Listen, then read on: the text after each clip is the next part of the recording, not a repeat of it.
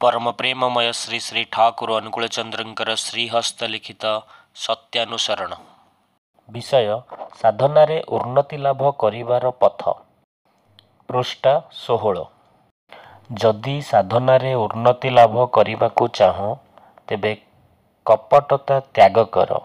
कपट व्यक्ति अन्य निकटरू सुख्यातिर आशारे निजको निजे प्रवंचना करे।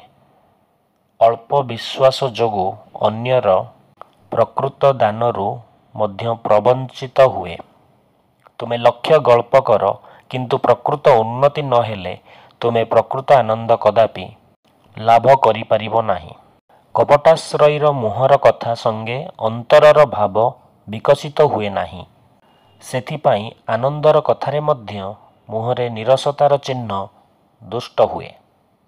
कारण मुह खोलिले कौन हेबो, हृदय भावर स्फूर्ति हुए नाही। जदि साधनारे उन्नति लाभ करिबाकु चाहुच तेबे सर्वप्रथमे कपटता त्याग करिबाकु पड़िबो। कारण देखिथिबे जो माने कपट व्यक्ति से माने कदापि साधनारे उन्नति लाभ करि पारंती नाही, किंतु से माने देखांती जे आमे साधनारे उन्नति लाभ करिचु, किंतु तांको भितरे तांको हृदय खोला न थाए। मन तो खोला थाए किंतु हृदय खोला न थाए।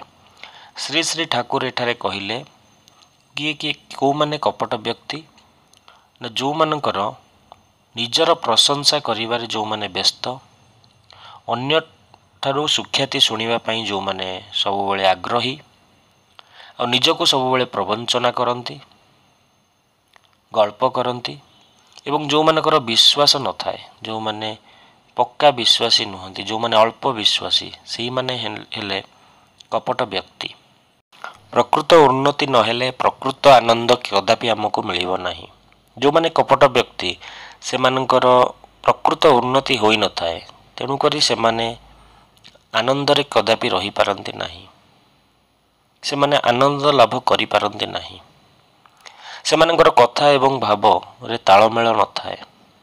केवल अहंकार एवं निजर प्रशंसा करिबारे से माने व्यस्त थांती।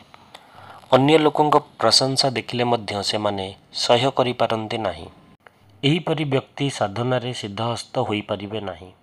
तेणुकरी साधना करिया पूर्वरु सर्वप्रथमे यह देखिबाकु पड़िबो जे आमे अकपट कि नाही।